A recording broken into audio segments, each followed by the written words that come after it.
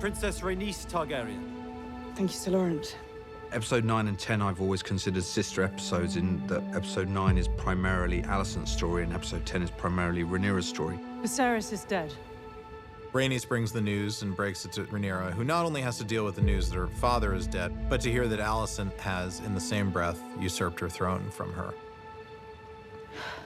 And it's really the same or very similar period of time, a similar inciting incident, which is the death of the king, and how these two very different characters tackle it.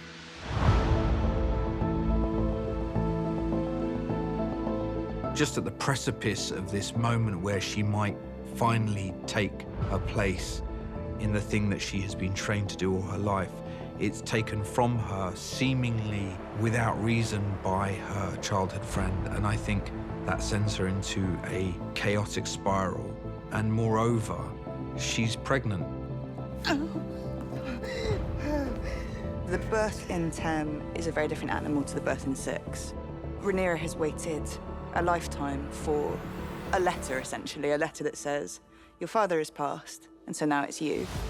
And, I mean, that's like a dominating prospect and expectation, and it finally comes, and she's in labor, and she's essentially, you know, house-ridden. And I think there's a deep sense of injustice. The thing that she had always fought so hard against about being the kind of the mother, the feted mother, is exactly where she finds herself at the point where the most important conversations of her life are happening. This is really the theme that Miguel wanted, was war, the battlefield. And so she's at war with herself, with her own body. Whatever claim remains to me, you are now its heir. Naught is to be done but by my command. There's a lot of emotional complexity in terms of, you know, this war that's starting without her and it's tearing her apart, literally tearing her apart.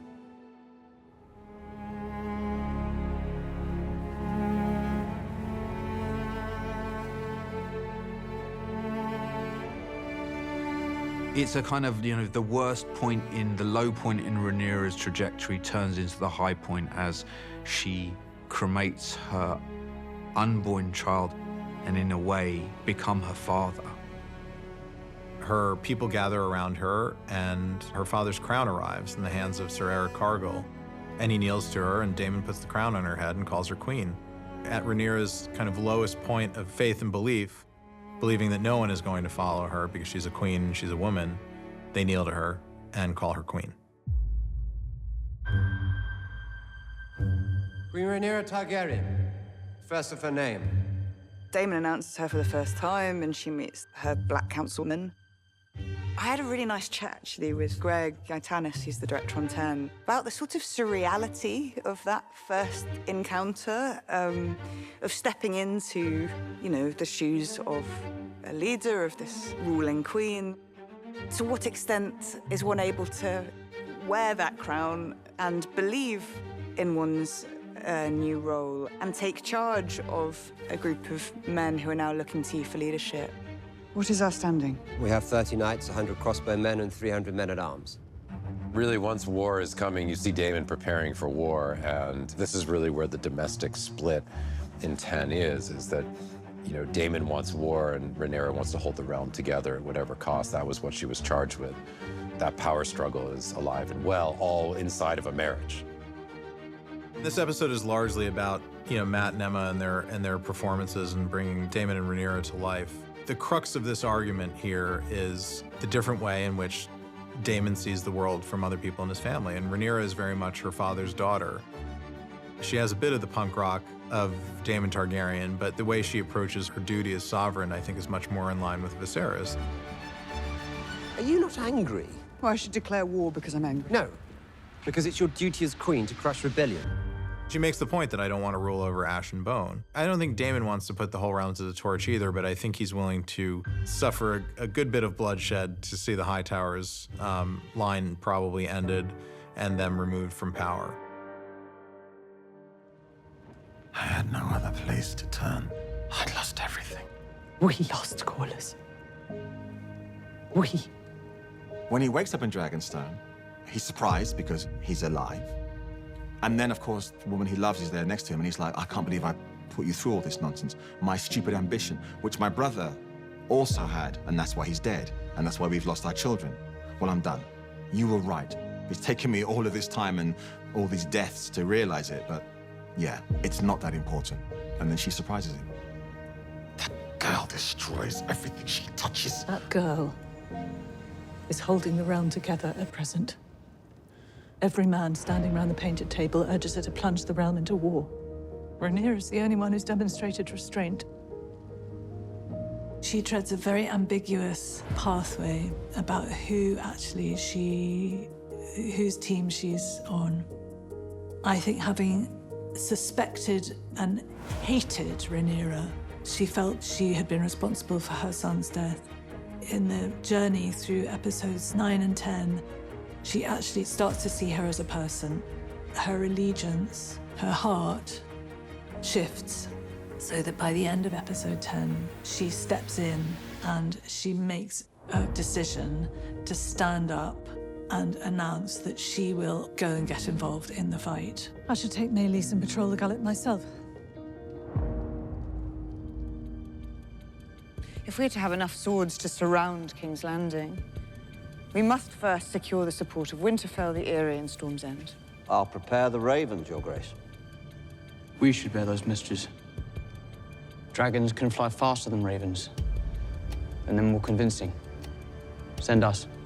I think it's quite heartrending for Rhaenyra because she has to look at her boys and she has to start seeing them as men for the first time. I think despite her questions about motherhood, what she discovers in having children is that she gets to build a tribe of her own and actually finds a space where she feels free to be herself. And that's in this family unit that she builds. And I think sending her sons away is the start of the end of that stability.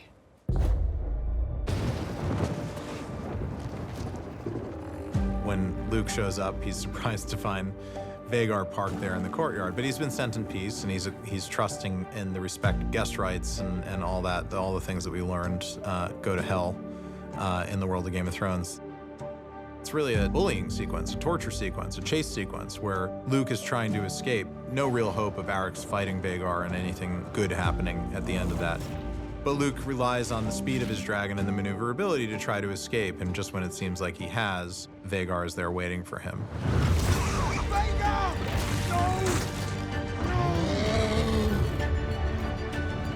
I think what you're seeing in that moment there is the last vestiges of the little boy that's left in Aemond, and maybe he was trying to scare Luke, but I don't think ultimately he intended to kill him. But now he's done it, and he has to decide whether or not he's going to own it in his travel back to King's Landing. Because obviously, if the usurping of the throne and them crowning Aegon in the Dragon Pit wasn't the start of the war, certainly killing one of the Queen's sons is.